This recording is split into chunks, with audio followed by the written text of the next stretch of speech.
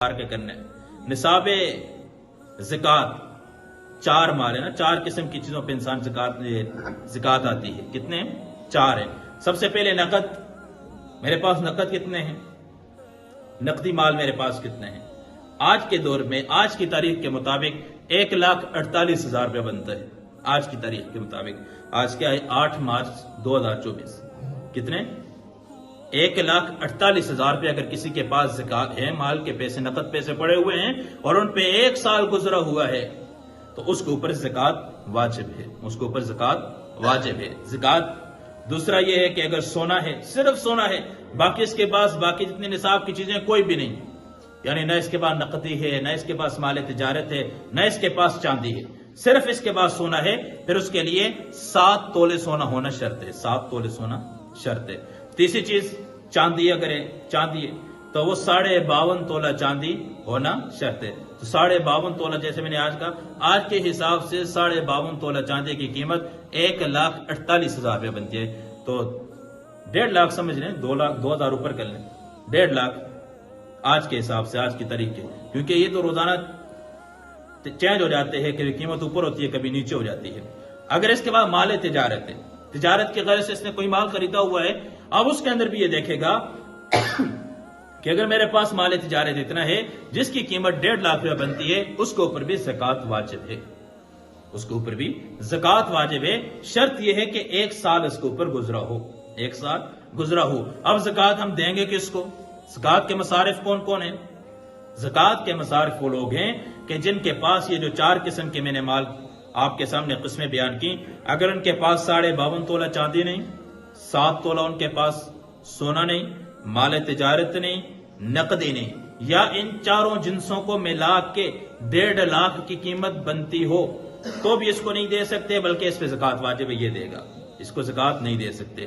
اگر اس قسم کی کوئی چیز نہیں ہے پھر اس کو یہ زکات دے سکتا ہے. اس کو ہاں، اگر ایک آدمی ہے، تھوڑے سے اس کے پاس پیسے ہیں، تھوڑے سے پیسے ہیں اس کے پاس، تھوڑی سی چاندی ہے، تھوڑا سا سونا ہے، تھوڑی سی تجارت کے لیے 5-10 ہزار روپے کی چیزیں اس نے رکھی ہوئی اپنے گھر کے اندر. اب ان ساری چیزوں کو جمع کر کے چاروں جنسوں کو جمع کریں گے، چاروں جنسوں کو جمع کریں گے. اگر ان کی قیمت 1.5 لاکھ روپے بنتی ہے آج کی تاریخ کے مطابق، تو اب اس کے اوپر زکات واجب ہے. اور یہ زکات ایسے شخص کو زکات دے بھی نہیں سکتے، بلکہ یہ شخص زکات دے گا، بلکہ یہ شخص زکات دے گا. تو عموما رمضان کے اندر تو ہر ایک اپنے حساب سے کر لے. اپنی مالیت کا اپنے حساب لگانے کا طریقہ کیا ہے؟ قرضے کو بھی بیچ میں دیکھنا پڑے گا. اگر اس کے اوپر قرضہ ہے تو اس قرضے کا بھی حساب کرنا پڑے گا. ایک آدمی ہے، 10 لاکھ کی مالیت اس کے پاس ہے، لیکن 12 لاکھ اس کے اوپر قرضہ ہے، تو اب اس کے اوپر زکات نہیں ہے. اس کو ہاں زکات دے سکتے ہیں، کیونکہ اس کا سارا مال قرضے نے گھیرا ہوا ہے. اس کا سارا مال قرضے نے گھیرا ہوا ہے، قرضے کے اندر ہے. اور زکات دیں گے کتنی؟ زکات 2.5% نکالنا پڑتے ہیں نا، 40واں حصہ نکالنا ہے. تو 2.5%، 1 لاکھ کی مالیت ہے، 1.5 لاکھ کے اوپر اس کے اوپر زکات ہے. اب اس اعتبار سے ایک آدمی اس کے پاس 1 لاکھ روپے کے اوپر اگر زکات نکالیں، 1 لاکھ کی زکات کتنی نکلے گی؟ 2,500 روپے نکلے گی. 2,500 40 میں حصے نکالیں گے، 2,500. 2 لاکھ روپے ہے، 2 لاکھ کی زکات کتنی نکلے گی؟ 5,000 ہے. اور اسی طریقے پہ 4 لاکھ ہے، اس کی 10,000 ہے.